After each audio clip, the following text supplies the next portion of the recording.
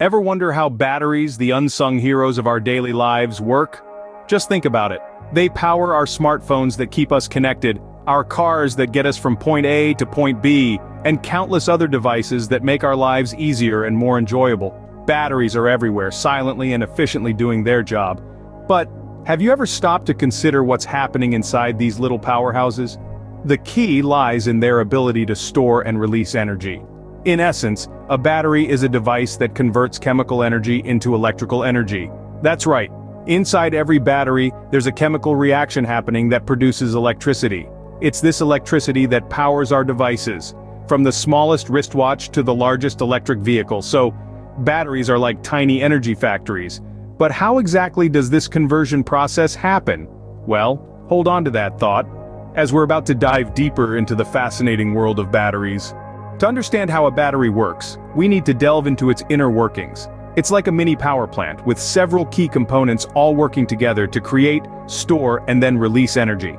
First, let's break down these components. Every battery, regardless of its size or type, has three main parts: the anode, also known as the negative terminal, the cathode, or the positive terminal, and the electrolyte, a chemical medium that sits between them. The anode and cathode are like the two ends of a spectrum. They have different chemical properties, and it's this difference that sparks the magic within a battery. The anode has an excess of electrons, while the cathode is hungry for them. The electrolyte, on the other hand, acts as a mediator. It facilitates the travel of ions but blocks the flow of electrons directly from the anode to the cathode. So, how does the battery generate an electric charge? It all starts with a chemical reaction. When the battery is connected to a device, the anode begins to undergo a process called oxidation. This process forces the anode to release electrons, which then start to accumulate and create a buildup of negative charge. Now, these electrons can't just jump through the electrolyte to reach the cathode. They have to take a detour, moving through a circuit, powering our device along the way. Simultaneously, the cathode undergoes a process called reduction, where it accepts these electrons. The combination of these reactions, the flow of electrons from the anode to the cathode, is what we call an electric current. This is the energy that powers our devices. And the beauty of it is, this energy is stored within the battery, ready to be used when we need it. So we've seen how the energy is created and stored. But this brings us to our next question. So, the energy is stored, but how does it get out when we need it? Now comes the exciting part. How does the battery release the stored energy? The answer is quite fascinating.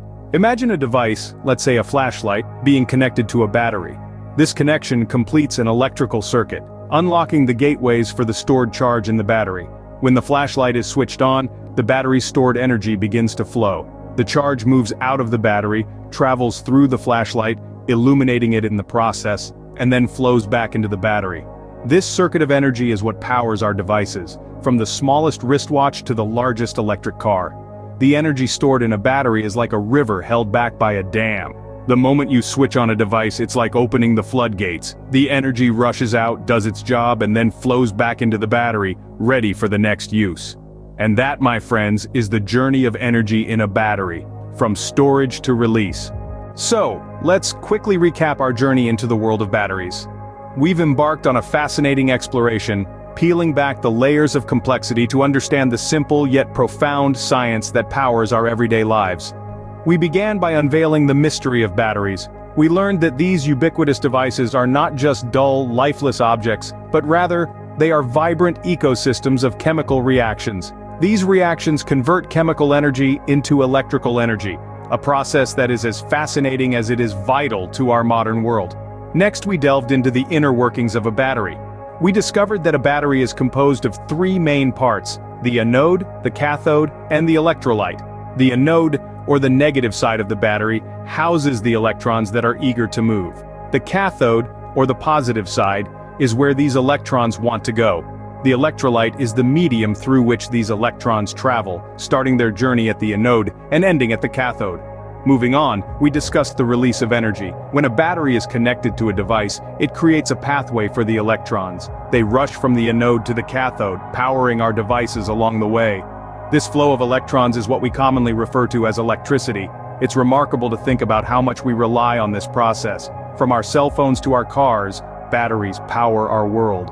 They store and release energy, enabling us to communicate, to travel, and to explore.